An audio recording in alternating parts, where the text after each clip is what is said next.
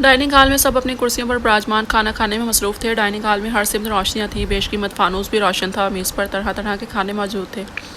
سربراہی کرسی پر مظفر شاہ پوری شان سے اپنے بیٹوں اور پوتوں کے ساتھ براجمان تھے۔ ان کے دائیں جانب کی کرسی پر قائم اور بائیں جانب کی کرسی پر بازل کھانا کھانے میں مصروف تھے، جبکہ گھر کی خواتین کھانا سرو کرنے میں مصروف تھیں، کیونکہ انہیں مردوں کے ساتھ بیٹھ کر کھانا کھانے کی اجازت نہ تھی، جبکہ لڑکیاں سب اپنے کمروں میں تھیں۔ اس گھر کے اصولوں میں ایک یہ بھی اصول تھا کہ گھر کی خواتین مردوں کے بعد کھانا کھاتی تھی، جبکہ خواتین کو اپنے شوہروں کے ساتھ بیٹھ کر کھانے کی بھی اجازت نہ تھی، یہاں تک کہ گھر کی بیٹیوں کو بھی اجازت نہ تھی۔ معمول کے برخلاف آج معصومہ نے بھی اس وقت ڈائننگ ہال میں قدم رکھا اور آہستہ سے قدم اٹھاتی ڈائننگ ٹیبل کے قریب پہنچی اور آہستہ سے مشترکہ سلام کیا، جس کا جواب دادا جان نے تو صرف سر ہلا کر دیا، جبکہ سعدی صاحب نے بیٹی کو دیکھتے ہوئے جواب دیا۔ بازل نے بھی جواب دینا تو کیا، دیکھنے کی زحمت نہ کی، جبکہ قائم نے مڑ کر بہن کو دیکھا تو کسی نے اس طرف دھیان نہ دیا، بلکہ کھانے میں مصروف رہے۔ ہلکے فیروزی رنگ کے لان کے سادہ مگر قیمتی جوڑا پہنے، دوپٹہ سلیقے سے سر پر اوڑھے، وہ سادہ سی کافی حسین لگ رہی تھی۔ دادا جان، مجھے آپ سے اجازت چاہیے تھی۔ چھوٹی چچی نے معصومہ کو سر اٹھا کر دیکھا۔ یہ صرف معصومہ تھی جو بغیر کسی خوف و ڈر کے دادا جان سے بے دھڑک مخاطب ہوا کرتی تھی، جبکہ باقی لڑکیاں تو دادا جان کے سامنے کم ہی آتی تھیں۔ دادی جان نے بھی ناسمجھی سے معصومہ کو دیکھا، باقی کسی نے کچھ خاص توجہ نہیں دی، جبکہ مظفر صاحب نے بھی معصومہ کو دیکھنے تک کی رحمت گوارا نہ کی۔ معصومہ نے پھر سے بولنا شروع کیا، دادا جان، میرا رزلٹ آ گیا ہے، مجھے آگے اب یونیورسٹی میں ایڈمیشن لینا ہے۔ وہ مظفر صاحب کو دیکھتی گویا ہوئی، جبکہ اس کی بات پر سب کے ہاتھ رک گئے تھے اور سب کی نگاہ مظفر صاحب پر تھی، جو خود بھی ہاتھ روک کر پوتی کو سلگتی نظروں سے دیکھ رہے تھے۔ دادی جان نے حیرت سے معصومہ کو دیکھا۔ بازل نے پہلے معصومہ کو، پھر سامنے بیٹھے قائم کو دیکھا، جو پرسکون بیٹھا دادا جان کو دیکھ رہا تھا، جبکہ معصومہ بھی مطمئن تھی۔ تو بہن کو شہ دی جا رہی ہے، بازل دل میں قائم سے مخاطب ہوا تھا۔ دادا جان نے سرد نگاہوں سے دادی جان کو دیکھا۔ دادی جان نے شرمندگی سے نظر جھکا لی۔ بانو، کیا تمہارے علم میں یہ بات تھی؟ سرخ آنکھوں سے گھورتے وہ دادی جان سے مخاطب ہوئے۔ مرشد صاحب، مجھے نہیں معلوم تھا، ابھی اس کے منہ سے سن رہی ہوں، دادی جان نے ڈرتے ہوئے جھکے سر کے ساتھ جواب دیا۔ اس کا مطلب ہم یہ سمجھے کہ آج یہ کل کی لڑکی قابو نہیں ہو رہی تم سے؟ مظفر صاحب کے لہجے میں حقارت واضح تھی۔ سرخ آنکھوں سے گھورتے وہ غصے سے بولے۔ ان کی بات پر دادی جان نے بے بسی سے معصومہ کو دیکھا اور سر جھکا لیا۔ دادا جان، یہ کوئی اتنی بڑی بات تو نہیں، پرسکون رہیں آپ۔ قائم نے دادی کے جھکے سر کو دیکھ کر کہا، تو معصومہ، تم نے مجھ سے تو ذکر نہیں کیا بیٹا اس بات کا، چلو اپنے روم میں جاؤ، میں وہاں بات کرتا ہوں تم سے آ کر۔ ساجد صاحب نے باپ کے ماتھے پر بل دیکھ کر فوراً بات سنبھالنا چاہی۔ بابا مجھ سے بات کر چکی ہے وہ، مجھے تو اعتراض نہیں ہوا، اس لیے کہا کہ دادا جان سے اجازت لے لو۔ قائم باپ کی بات پر انہیں دیکھتے ہوئے فوراً بولا، قائم تم جانتے ہو کیا کہہ رہے ہو؟ اپنی پوتی کی بات قطعی پسند نہ آئی تھی دادا جان، جب ہمارے خاندان کے لڑکے غیر لڑکیوں کے ساتھ اٹھ بیٹھ سکتے ہیں اور تعلیم حاصل کرنے کے لیے ملک سے باہر جا سکتے ہیں، میں تو فقط تعلیم حاصل کرنے کی بات کر رہی ہوں، وہ بھی مقامی یونیورسٹی سے۔ معصومہ بے خوف ہو کر بولی۔ اشارہ بازل کی طرف تھا، جو اپنی تعلیم لندن سے حاصل کر کے آیا تھا۔ معصومہ کی بات پر سب نے اسے حیرت سے دیکھا، جبکہ بازل نے بھی معصومہ کو ایک نظر دیکھا۔ سعدی صاحب نے آنکھوں کے اشارے سے اسے خاموش ہونے کا کہا۔ زبان مت چلاؤ لڑکی، ہماری 7 پشتوں میں سے زبان دراز لڑکی پیدا نہیں ہوئی، اور یاد رکھو اگر کوئی ایسی پیدا ہو جاتی ہے تو ہم اسے زندہ درگور کرنے میں وقت نہیں لگاتے۔ یہ تمہاری وجہ سے ایسی خود سر و بدتمیز ہوئی ہے، کہا بھی تھا لڑکی ذات ہے، اتنا لاڈ پیار کس بات کا؟ مظفر صاحب نے ساجد صاحب کو سرخ ہوتی آنکھوں سے گھورتے ہوئے کہا، بس بہت ہے اتنی تعلیم، زیادہ تعلیم لڑکیوں کو باغی بنا دیتی ہے۔ اب معصومہ کو گھورتے ہوئے دھاڑے تھے، دادا جان، تعلیم انسان کو خواہ وہ مرد ہو یا عورت باشعور بناتی ہے، نہ کہ باغی کرتی ہے۔ وہ نہایت ادب سے مضبوط انداز میں بولی، بکواس بند کرو لڑکی، کل کی لڑکی ہمیں تعلیم کے متعلق تقریر سنائے گی، دفعہ ہو جاؤ لڑکی یہاں سے۔ مظفر صاحب غصے میں دھاڑے، ان کی دھاڑ پر سب خوفزدہ ہو گئے، جبکہ معصومہ کچھ بے خوف تھی، جسے معلوم تھا یہ سب تو ہوگا، اس لیے وہ تیار تھی۔ بازل ایسے بنا ہوا تھا جیسے وہاں موجود ہی نہ ہو، بس آرام سے کھانا کھانے کے بعد موبائل پر مصروف ہو گیا۔ دادا جان پرسکون رہے۔ قائم نے میز پر رکھے ان کے ہاتھ پر اپنا ہاتھ رکھ کر کہا، یہ لڑکی ہمارے سامنے کھڑی ہو کر زبان چلا رہی ہے، ہرگز اسے یونیورسٹی پڑھنے کی اجازت نہیں دے سکتا میں۔ وہ قائم کو دیکھتے ہوئے گویا ہوئے، دادا جان، ہر بات ایک طرف، لیکن معصومہ یونیورسٹی سے ہی اسٹڈی کمپلیٹ کرے گی، مجھے لگتا ہے یہ کوئی بڑی بات نہیں آج کے زمانے میں، اور ہماری بیٹیوں کو اعتماد دینا چاہیے، نہ کہ بجا سختی کر کے ان کو ان کے ہی حق سے محروم رکھنا قطعی ٹھیک نہیں۔ ویسے بھی مجھے اپنی بہن پر پورا اعتماد ہے، یہ قائم ہی تو تھا جو ہمیشہ معصومہ کے سامنے ڈھال بن کر کھڑا ہو جاتا تھا۔ بھائی ہی تو بہنوں کا مان ہوتے ہیں۔ معصومہ دل میں دعا کی، اللہ سب بہنوں کو ایسا ہی بھائی دے۔ قائم، تعلیم حاصل کرنے سے اسے کسی نے نہیں روکا، باقی لڑکیاں بھی تو گھر بیٹھ کر پڑھتی ہیں، یہ تو کوئی انوکھی ہے کہ آپ وہ کچھ نرم پڑے تھے، لیکن لہجہ ابھی بھی سرد تھا۔ دادا جان، میں کسی اور کا کچھ نہیں کہہ سکتا، ہاں اپنی بہن کے لیے چپ نہیں رہوں گا، باقی آپ فکر نہیں کریں، میں خود لے کر اور چھوڑ کر آیا کروں گا معصومہ کو۔ وہ انہیں تسلی دیتا ہوا بولا، تو قائم میرے تم میرے پوتے ہو، اس لیے تمہاری کوئی بات نہیں ٹال سکتا۔ باقی بازل سے بھی پوچھ لو، کیونکہ چند دن میں یہ بازل کی بیوی بن جائے گی۔ انہیں امید بندی کہ بازل انکار کر دے گا تو وہ قائم کو سمجھا لیں گے۔ دادا کی بات پر قائم اور معصومہ نے ایک ساتھ بازل کو دیکھا۔ بازل نے بھی موبائل سے نگاہیں ہٹا کر عجیب مسکراہٹ کے ساتھ دونوں بہن بھائی کو دیکھا۔ دادا جان، ابھی تو کرنے دو جو یہ چاہتی ہے، آگے جب میرے نکاح میں آئے گی تو پھر دیکھا جائے گا۔ بازل نے ایسا جواب دیا تھا کہ معصومہ اور قائم سمیت سب نے حیرت سے اسے دیکھا۔ معصومہ اور قائم بازل کی بات پر الجھ سے گئے، جانے بازل کے دماغ میں کیا چل رہا ہے، جانے رات کا کون سا پہر تھا۔ جب اس کی آنکھ کھلی تو یکدم وہ اٹھ بیٹھی۔ لیمپ کی مدھم روشنی میں اس نے گھڑی میں وقت دیکھا تو 3 بج رہے تھے۔ بالوں کا جوڑا بنا کر دوپٹہ اوڑھ کر اٹھی اور واش روم میں گھس گئی۔ چند لمحوں بعد جب واپس آئی تو وضو کا پانی اس کے شاداب چہرے کو مزید رونق بخش رہا تھا۔ دوپٹہ سر پر اوڑھ کر وہ اپنے کمرے سے نکلی اور 3-4 کمرے عبور کر کے ایک کمرے کے دروازے کے باہر کھڑی ہو گئی جو اندر سے روشن تھا۔ کمرے کو روشن دیکھ کر اس کے لب مسکرائے اور پھر بنا ہٹ کیے آہستہ سے دروازہ کھول کر کمرے میں داخل ہوئی، جہاں ایک خاتون مسلح پر بیٹھی محو عبادت تھی۔ معصومہ نے کمرے میں داخل ہو کر دیوار کے ساتھ پڑے ہوئے میز کے اوپر سے مسلح اٹھایا اور خاتون کے برابر بچھا کر تہجد کی نیت باندھ لی۔ نماز ادا کر کے جب اس نے اپنے ساتھ بیٹھی خاتون کو دیکھا تو وہ پہلے سے مسکرا کر اسے ہی دیکھ رہی تھی۔ پھپھو جان، ان کو پکار کر وہ ان سے گلے سے لگ گئی۔ جی پھپھو کی جان، وہ اس کے سر پر بوسہ دیتے ہوئے بولی۔ جب معصومہ کچھ نہ بولی تو وہ پھر سے گویا ہوئی، میری بچی کیوں پریشان ہے؟ پھپھو جان، مجھے بازل سے شادی نہیں کرنی، آپ کچھ کریں نا پلیز۔ ان کے سینے سے جدا ہو کر وہ بولی۔ معصومہ، کیوں نہیں کرنی؟ پھپھو جان، وہ بالکل اچھا نہیں لگتا مجھے، وہ منہ بسورتی ہوئی بولی۔ اس کے انداز پر انہیں ہنسی آئی، مگر ہنسی دبا کر وہ بولی، کیوں بچے؟ پھپھو، وہ بلا وجہ ڈانٹ رہا تھا ہر کسی کو، اسے اتنی غریب تھی، وہ بیچاری کا گزارا کیسے ہو رہا ہوگا؟ معصومہ کو چند دن پہلے ہوا واقعہ یاد آیا جب بازل نے کسی ملازمہ کو نکال باہر کیا تھا۔ وہ اتنا رو رو کر معافی مانگ رہی تھی، لیکن بازل صاحب کہاں کسی دوسرے کو موقع دیتے ہیں۔ وہ اس واقعے کو یاد کرتی اداسی سے بولی، بیٹا، اللہ مالک ہے، سب کا رازق ہے، تو وہ خدا ہے نا، بندہ تو بس وسیلہ ہوتا ہے۔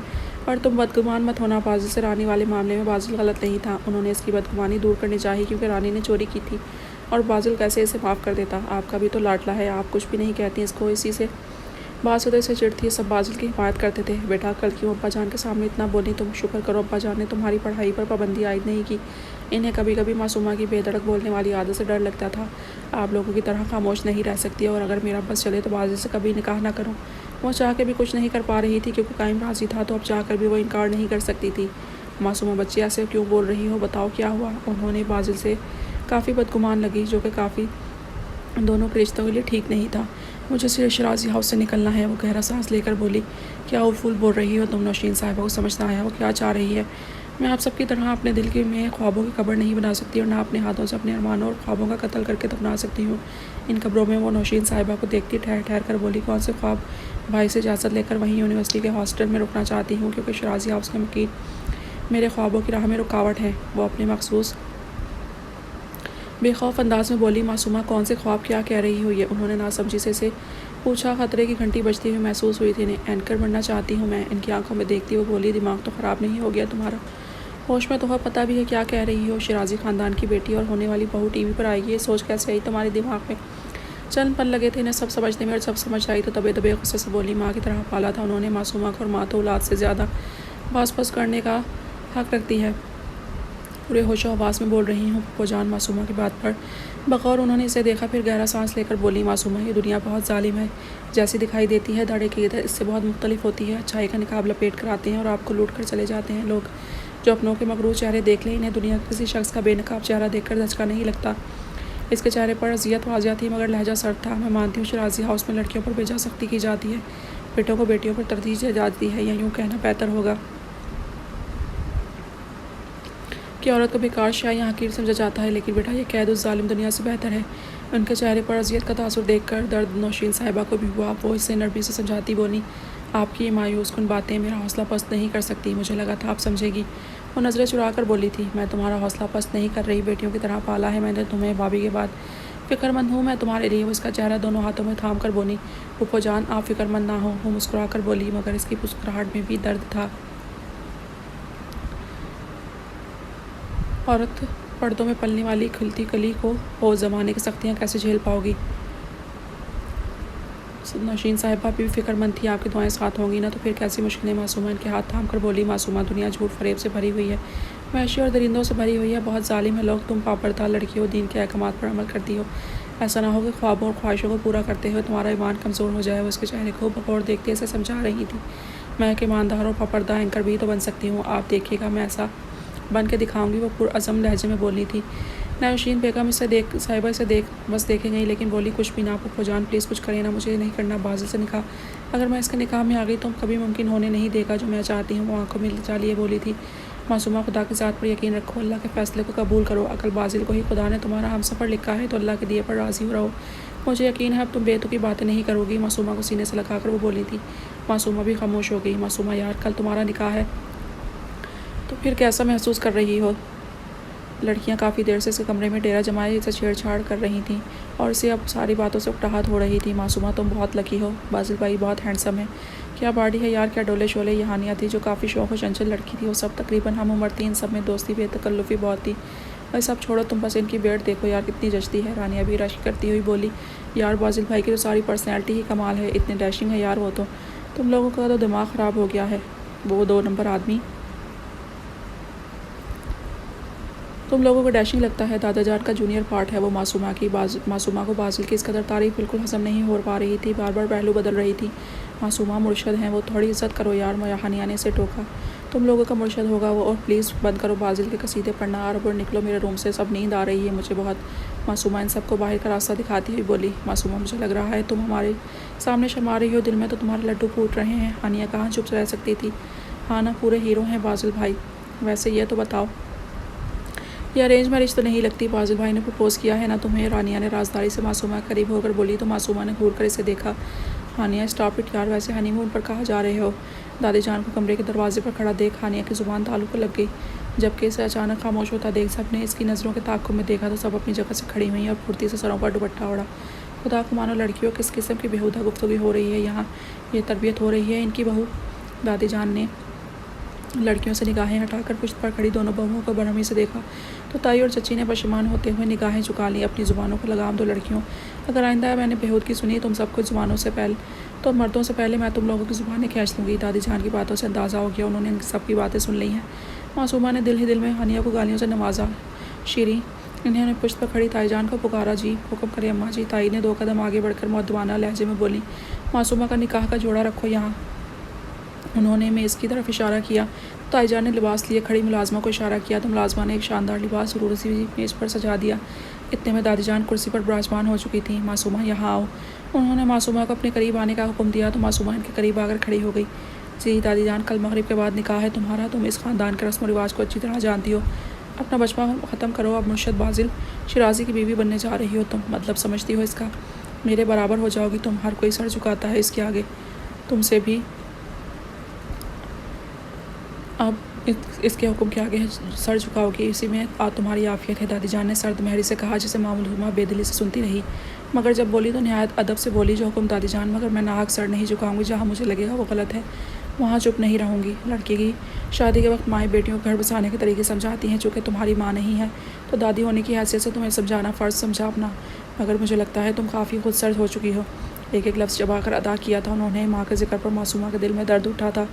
आपका हर हुक्म सर आंखों पर दादी जान, लेकिन शादी से पहले फ़कत लड़की को ही क्यों ये बातें समझाई जाती हैं? क्या औरत ग़ुलाम है या बांदी? मेरे ख्याल से इंसान को मुंसिफ होना चाहिए। जैसे औरत को ग़ुलामी के असूल हिफ्ज़ करवाए जाते हैं, अगर 100 में से 25% माएँ भी अपने बेटों को रिश्ता निभाने और औरत का मुकाम और इज़्ज़त के असूल इनकी तरबियत में शामिल कर दें तो आज दुनिया में दरिंदों और वहशी मर्दों की खासी तादाद कम हो जाए। चेहरे पर बेहद नरमी लिए वो बिल्कुल बेखौफ होकर बोली थी। वहाँ खड़े सब लोग इस लड़की की जुर्रत को देखकर दंग रह गए, जबकि हानिया दिल में बाकायदा से सैल्यूट किया। तुम जानती हो इस वक्त तुम मुझे इस तरह बेखौफ होकर बोलती बिल्कुल अपनी माँ की तरह लग रही हो, लेकिन ये मत भूलो कि तुम्हारी माँ का अंजाम क्या हुआ था। देखो मासूमा, तुम खून हो हमारा, हम नहीं चाहते तुम्हारे साथ ही वही कुछ हो जो सरकुशी करने वाले के साथ होता है। वो नरमी से बोली, मगर लहजा सर्द था। औरत अपनी ज़ुबान की वजह से नुकसान उठाती है। मासूमा, हम नहीं चाहते हमारी पोती किसी तकलीफ़ से गुजरे। वो नरम पड़ी थी, आखिर को वो इनकी पोती थी। दादी जान, मैं फजूल रस्म रिवाज को बिल्कुल नहीं मानूंगी। बहरहाल आपकी बात रद्द करके आपका दिल भी नहीं दुआ सकती। वो इनको देखकर हल्का सा मुस्कुरा कर बोली, खुदा खुश रखे और आबाद रखे मेरे पोती और पोती को। दुआ देकर वो उठ खड़ी हुई और मासूमा के सर पर हाथ रखकर मुस्कुरा कर देखा और कमरे से निकल गई। इनके पीछे चची जान भी चली गई, जबकि ताई जान मासूमा के करीब आई और उसे प्यार कर